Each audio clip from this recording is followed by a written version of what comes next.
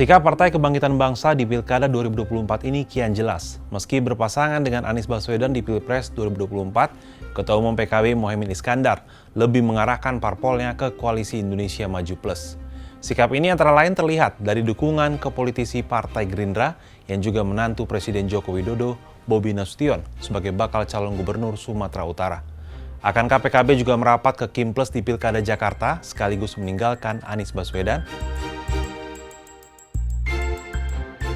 Rekomendasi PKB kepada Bobi Nasution diberikan pada Minggu 18 Agustus 2024 bersamaan dengan ratusan bakal calon kepala daerah yang didukung partai ini. Total ada 9 parpol pengusung Bobi, yakni Gerindra, Golkar, PAN, Nasdem, PKB, Demokrat, PKS, PSI, dan P3. Dalam keterangannya usai kegiatan tersebut, Ketua Umum PKB Mohaimin Iskandar menegaskan, meski menjadi rival di Pilpres 2024, PKB memutuskan berkoalisi dengan Gerindra di pemerintahan mendatang. Program-program Pak Prabowo, termasuk makan siang gratis, yang tentunya harus betul-betul disiapkan dengan baik. Meskipun agak sedikit sebetulnya kerjasama PKB dengan Gerindra, setuju dengan Gerindra, apa dengan timnya secara keseluruhan? Ya, kerjasama dengan Pak Prabowo sebagai presiden terpilih tentunya. Belum ada undangan sampai sekarang. Jika benar PKB memutuskan untuk berkoalisi dengan Kim Plus di Pilkada Jakarta, kemungkinan besar Anies Baswedan tidak akan mendapatkan tiket ke Pilkada Jakarta. Padahal PKB bersama PDIP bisa menjadi satu-satunya harapan bagi Anies untuk melengkapi syarat minimal 22 kursi DPRD Jakarta. Kedekatan antara Anies dan Mohaimin di Pilpres 2024 kemarin pun seakan tidak berarti.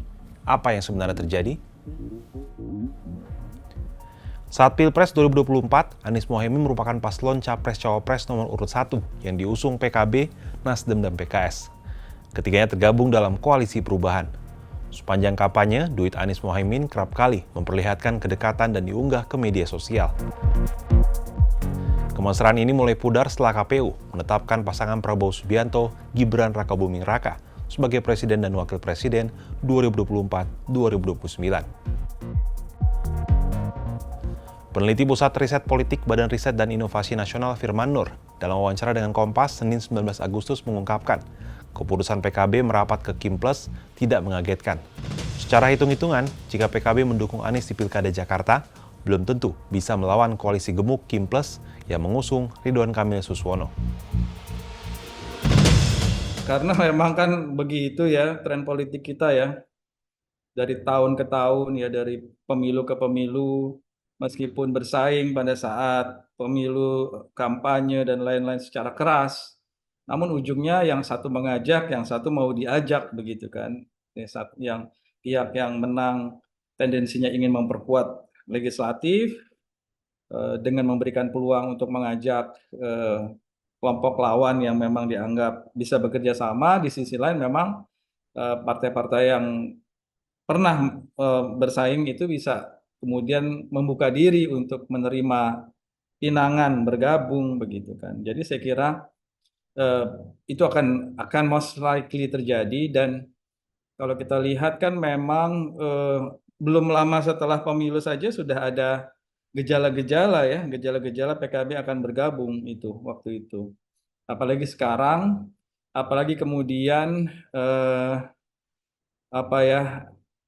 ada tren ancaman begitu ya secara hukum. Nah, ini masih cukup efektif khususnya untuk partai-partai yang memang punya masalah hukum. Ya, jika PKB benar-benar bergabung dengan Kim Plus, kemungkinan besar Anies gagal mendapatkan tiket di Pilkada Jakarta. Pasalnya saat ini tinggal PDIP saja yang belum menyatakan dukungannya di Pilkada Jakarta. PDIP yang meraih 15 kursi DPRD DKI Jakarta membutuhkan koalisi dengan parpol yang setidaknya 7 kursi agar bisa bersama mengusung calon. Kalau menurut sahabat Kompas bagaimana? Apakah PKB tetap mendukung Anies atau justru bergabung dengan Kim Plus dan mengusung Ridwan Kamil Suswono?